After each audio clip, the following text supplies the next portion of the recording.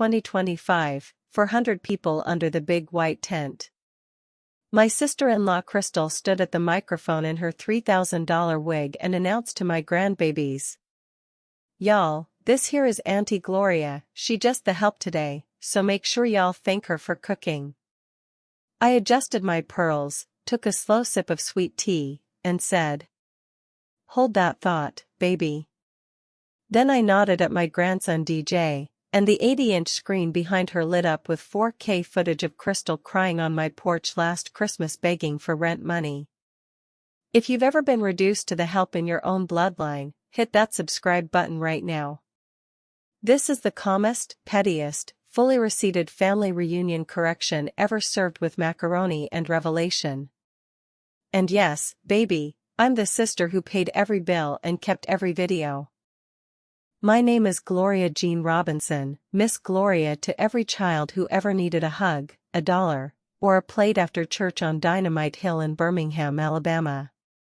68 years old, born in 1957 in the front bedroom of the Little Shotgun House on 9th Avenue North while the Klan was still riding through our streets throwing bottles at little black girls trying to go to school. Mama, Mrs. Odessa Robinson, was a domestic who left the house at 4:30 every morning to cook and clean for white families in Mountain Brook so we could eat. Daddy, Mr. Willie James Robinson, was a Pullman porter who rode the trains all week, came home on weekends with $20 bills folded in his Bible and stories about how colored folks had to sit behind the curtain even when the diner car was empty. They bought that 9th Avenue house in 1955 with cash money saved from tips and overtime, 4 rooms, 1 bathroom, heart of pine floors, and a chinaberry tree in the backyard that shaded every family reunion we ever had. Mama used to sit on that porch swing every evening after work, feet swollen in a pan of Epsom salt, and say, "Gloria Jean, this house gonna outlive all of us. Long as we own these 4 walls, ain't nobody can put us out in the street."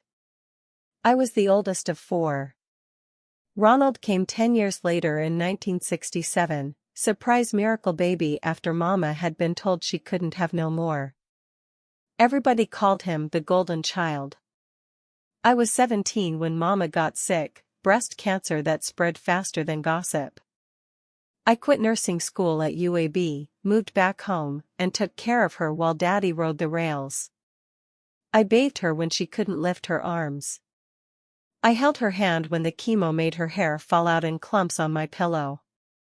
I was 21 when she took her last breath on that same front bedroom bed where I was born, whispering, "Take care of your brother, baby. He gon' need you." 2 years later Daddy had the heart attack on the train outside Memphis. They shipped his body home in a pine box. I buried both my parents before I turned 23, standing in Titusville Cemetery in a black dress I couldn't afford, holding Ronald while he screamed like the world was ending. I promised Mama at that grave, "He will never know what it feels like to be hungry or homeless. Not as long as I got breath." I went back to work, double shifts at UAB Hospital, cleaning bedpans, drawing blood, smiling at patients who called me girl even though I had more education than half the doctors. Every check went to the house note, the light bill, Ronald's school clothes, his little league fees, his first car. I never dated serious. Never took a vacation. Never bought myself anything that wasn't on sale at Loveman's clearance rack. Because every extra dollar was for Ronald. I paid that house off in 1998, 30-year note cleared in 22 years. We had a mortgage burning party in the backyard under that same chinaberry tree. I danced barefoot in the grass while Ronald, 21 then, grinned like he'd won the lottery. I thought I'd done it. I thought I'd built something unbreakable.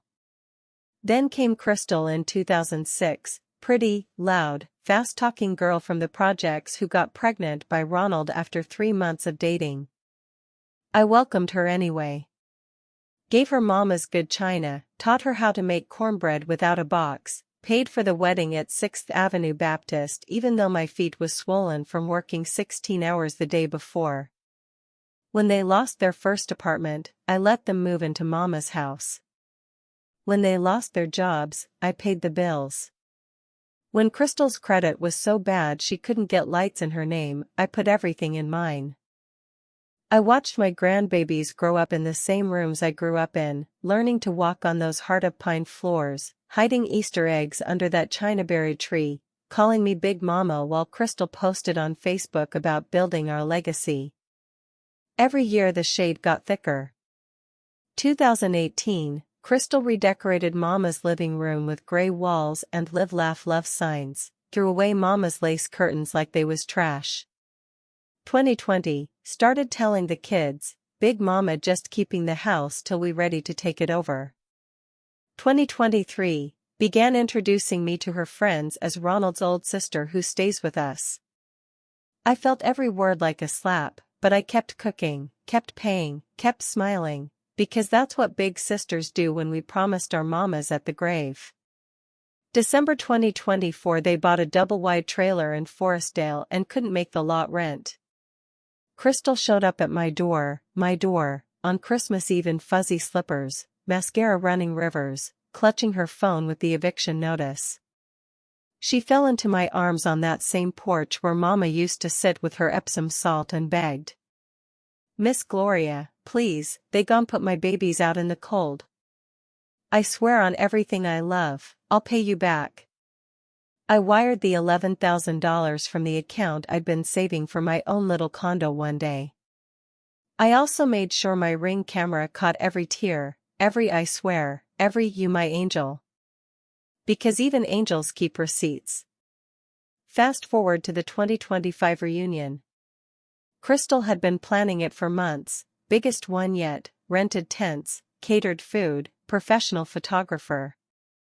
She told everybody I was helping with the cooking and sat me at the kids' table. I showed up in my royal blue Sunday suit, pearls bright, hair laid, looking like money she never had. When she took the mic and called me just the help, I felt my neck get hot, my hands tingle, but I smiled the smile Mama taught me when white ladies tried her at the hospital.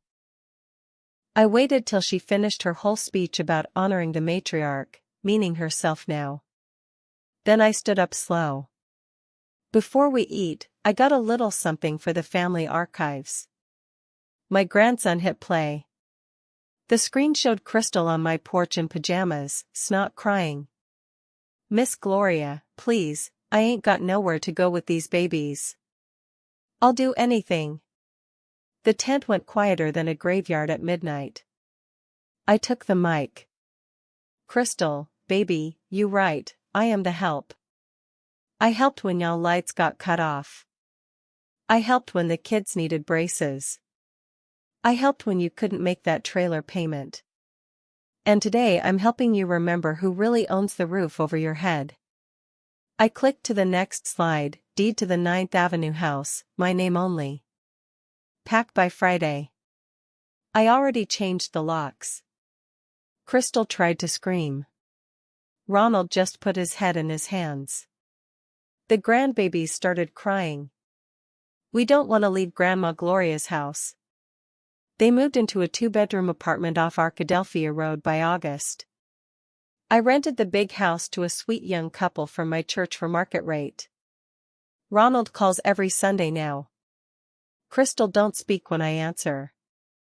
Some folks forget who held the ladder so they could climb. Wise sisters just pull the footage when it's time. That's how Miss Gloria turned just the help into here's your eviction. If this fed your spirit and your standards, smash like, subscribe, ring the bell. In the comments tell me the worst thing an in-law ever called you in front of the kids. I always read every last one.